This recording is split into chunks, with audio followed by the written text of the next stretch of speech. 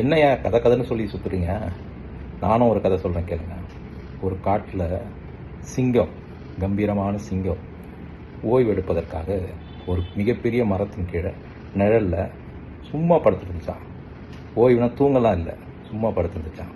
அந்த நேரத்தில் மேலே ஒரு அணில் குஞ்சு என்ன பண்ணிச்சான், சிங்கம் தூங்கிட்டு இருக்கு போல், நம்ம போய் ஏறி விளையாடலாம் அப்படின்னு அது மேலே ஏறி காதை பூச்சி வலிக்கிறது, பிடரி பூச்சி வலிக்கிறது, ஏறி முழு மேலே குதிக்கிறது, இதெல்லாம் பண்ணின்னு ஒரே குஷியாக இருந்துச்சான். அதுக்கு ஒரு சந்தோஷம். ஒரு மிகப்பெரிய காட்டுராஜானால நாங்களாம் குதித்து விளையாடுறேன்னு அதுக்கு ஒரு சந்தோஷம். அந்த நேரத்தில் பின்னாடி பார்த்த குள்ள நரி, ஒன்றும் இல்லை ரெண்டு இல்லை, ஒரு 4-5 குள்ள நரி என்ன பண்ணிச்சான், சிங்கராஜா தூங்குறார் போல், நம்ம பின்னாடி போய் அதை தாக்கி ஒழிச்சிடலாம் அப்படின்னு நினச்சிதான். அந்த நேரம் பார்த்து பிளான் பண்ணி 4 பேரும் அது பின்னாடி தாக்க வரும்போது சிங்கம் ஒரு எகிரி கர்ஜித்து 2 அறை விட்டுச்சான். இருக்கிற நரிலாம் காணாமல் போச்சான்.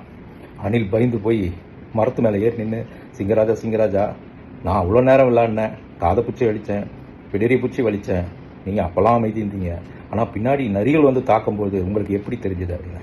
நான் தூங்கலை, நீ என் மேலே ஏறி விளையாடினது எனக்கு தெரியும், நான் அமைதியாக இருந்தேன். காரணம்னா நீ வந்து ஆசைப்படுற, சிங்கத்து மேலே சவாரி செய்யணும்னு ஆசைப்படுற, சிங்கத்து மேலே விளையாடணும்னு ஆசைப்படுற, நீ அந்த நேரம் கொஞ்ச நேரம் நீ சந்தோஷமாக இருக்கட்டும் என்ற ஒரு மன சந்தோஷத்துக்காக நான் ரொம்ப அமைதியாக இருந்தேன் அப்படின்னு சொல்லித்தான். இதை பார்த்து பயந்து போனேன் நீ, ஐயோ நம்ம தெரியாதனமா இதை நம்ம தப்பு பண்ணிட்டோம், தூங்கிடுச்சுன்னு நினச்சோம் அப்படின்னு சொல்லி பயந்து போய் மரத்து மேலேயே இருந்துச்சு, மன்னிப்பு கேட்டு போச்சான். இந்த கதை மூலிமா என்ன தெரியுது தெரியுமா? 2026 தெரியும்.